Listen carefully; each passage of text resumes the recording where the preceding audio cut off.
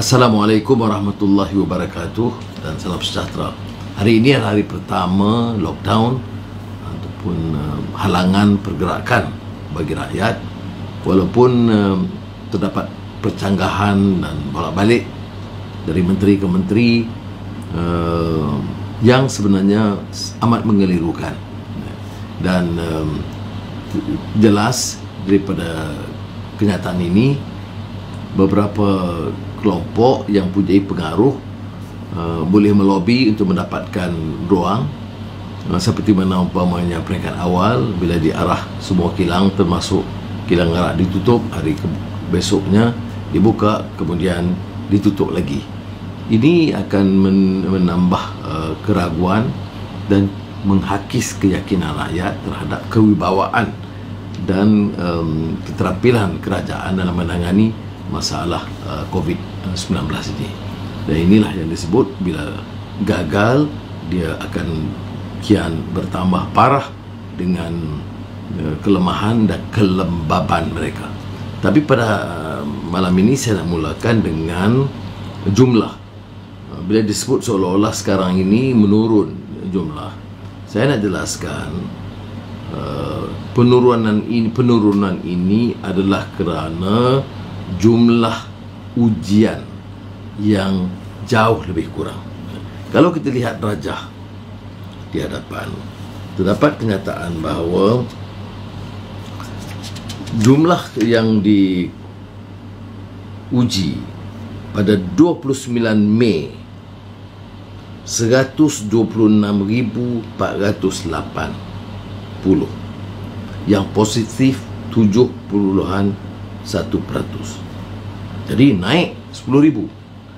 Tetapi 31 Mei jumlah itu turun lebih dari 20,000 orang yang diuji, ya.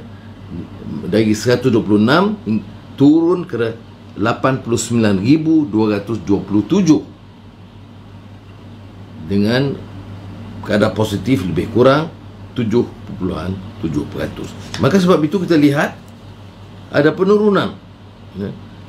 Walaupun pada umumnya kita lihat jumlah ini memang masih membimbangkan dan meletakkan kita di garis yang atas ketimbang negara-negara lain di dunia, ya. Tapi saya nak sebut Selangor meningkat kerana ujian itu menyeluruh.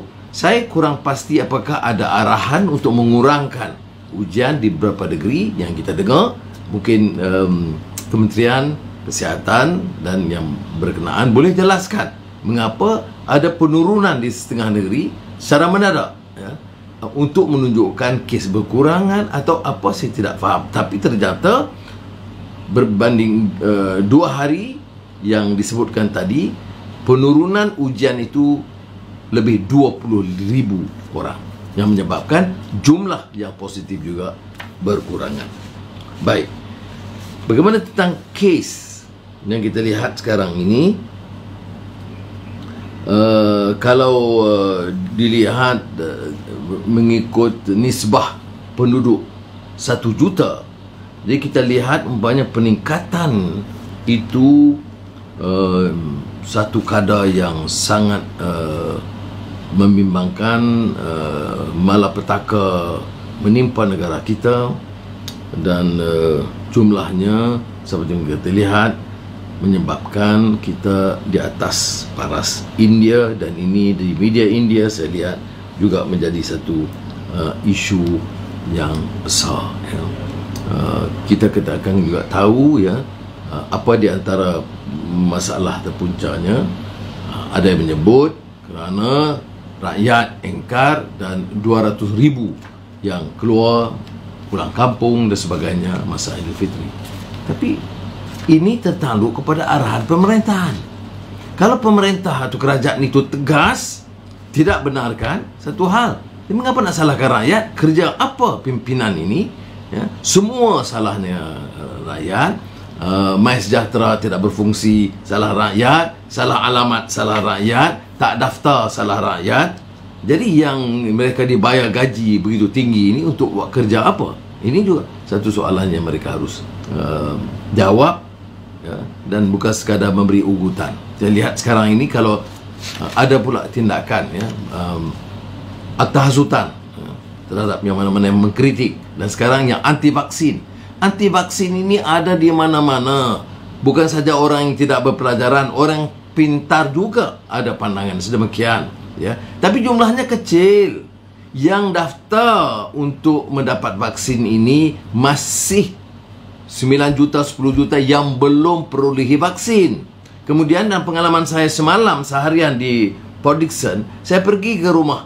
Ada keluarga Cina, ada keluarga Melayu, keluarga India yang miskin, kadang yang tua ataupun yang OKU. Mereka bila diterangkan vaksin, dia kata, "Makcik tak sakit." Kita terangkan ni perlu untuk selamatkan makcik, anak-anak, anak cucu datang. Terus dia setuju, kita daftarkan MySejahtera, dan kita bagi tahu, kita akan bawa taksi, kerana pemandu taksi pun banyak tidak ada tugas sekarang. Kita dapatkan mereka bersama sukarelawan untuk membawa mereka ke tempat vaksin. Jadi program imunisasi ini akan jauh lebih berkesan ya. Tetapi inilah keadaan dia. Kalau kita lihat, kerana kegagalan kita menangani masalah ini dia jadikan masalah. Jadi takutkan rakyat. Kalau tidak daftar ini salahnya, kalau anti vaksin ini salahnya. Usaha cara positif tidak ada. Sebab itu saya tegaskan semalam di Port Dickson juga. Orang yang sibuk-sibuk bercakap susah daftar, orang ni tak mau daftar, kawasan orang Melayu, kawasan tak daftar. Sudah, orang ini juga bila datang pilihan raya berempas pulas. Pastikan tiap kampung, tiap orang, kawasan pedalaman, orang asli, kawasan Corot, orang OKU, dia angkut semuanya untuk mengundi. Tapi bila untuk keselamatan rakyat dan keselamatan negara, tidak ada satu komitmen yang sama. Baik, saya nak sambung tentang kadar kematian sekarang. Ya, kita sudah sebut tentang kadar kematian, ya. Tetapi yang saya nak tekan di sini ialah kematian sebelum sampai ke hospital. Ya. Jadi yang disebut BID, brought in death. Ya. Maknanya pemantauan kita ni ada keterbatasannya. Kita tidak tahu sama ada dia positif, kita tidak tahu sakitnya tenat, dan bila dibawa sampai baru kita tahu. Baik, apa yang mengusing kita apa? Kalau kita lihat umpamanya raja ini dari 1 Mei, dan saya ada juga angka daripada bulan April ya, 35 yang bulan Mei, bulan April sebelum Mei, dan 93 yang terakhir ini. Jadi penambahan itu adalah 165.7% mengikut Kementerian Kesihatan. Maknanya peningkatannya mendadak. Dan ini lebih membimbangkan kerana bila ada kematian di satu kampung atau satu kawasan, mungkin selalunya miskin bandar, dia akan memberi kesan kepada seluruh kelompok di situ. Dan ini saya sengaja paparkan untuk menunjukkan kepada kita bahawa menangani masalah ini dalam keadaan yang sangat haru biru dan lemah dan lembab ya. Balik pada persoalan pokok ya, kita telah kehilangan 5-6 bulan simpang siur soal vaksin. Sampai hari ini kita nak tahu berapa jumlah vaksin, dan benarkah dia tidak diedarkan kepada syarikat-syarikat, dia cuma diedarkan langsung kepada rakyat. Kita cadangkan berbulan-bulan sudah menggunakan klinik-klinik kesihatan swasta, GP, General Practitioners, yang boleh jaga anak cucu kita vaksin segala penyakit, tetapi masih tertangguh. Kena daftar, pelbagailah alasan yang remeh, kena tangguh, kena bagi tahu, kena lapor kepada menteri. Ini hal-hal yang patut kita permudahkan supaya roll out vaksin itu dapat disegerakan. Pagi tadi Kabinet Pakatan Harapan telah mengeluarkan satu kenyataan yang mengulas pengumuman Perdana Menteri Tan Sri Muhyiddin Yassin. Tak boleh dengan sedikit-sedikit upah ini kita boleh menggabui mata rakyat tentang kegagalan pokoknya. Ini kegagalan yang parah kerana ada orang harus menjawab atau bertanggungjawab soal kematian, sakit parah dan positif yang begitu ramai. Dan diumumkan umpamanya jumlah yang agak seperti biasa besar bunyinya, 40 bilion ringgit, tetapi sebenarnya suntikan tunai baru itu hanya 5 bilion ringgit. Dan jumlah-jumlah yang diberikan itu sebenarnya jauh daripada memenuhi keperluan asas masyarakat, terutama yang susah. Tentunya B40, tetapi juga M40 yang terkesan daripada lockdown dan sekatan-sekatan yang dikenakan dan batasan mereka urus peniaga. Jadi ada orang tanya bagaimana pendapat kita tentang lockdown. Lockdown kalau perlu itu satu soal, tapi soalnya kamu dah buat satu kamu dah membuat dasar yang menyebabkan kelemahan besar.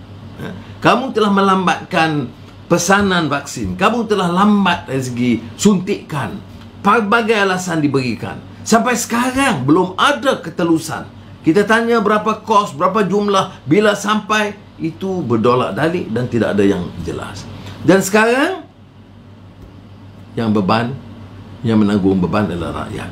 Soalan-soalan yang kita kemukakan tidak dijawab. Yang dijawab itu hanya sindiran dan kecaman. Orang lain semua tidak bertanggungjawab. Mereka lah serba mengerti, tetapi mereka tak tahu bahawa jumlah kematian bertambah dan unjuran penambahan kes COVID juga akan bertambah. Semoga Allah SWT memberikan taufik dan hidayah, memelihara kita. Wassalamualaikum warahmatullahi wabarakatuh.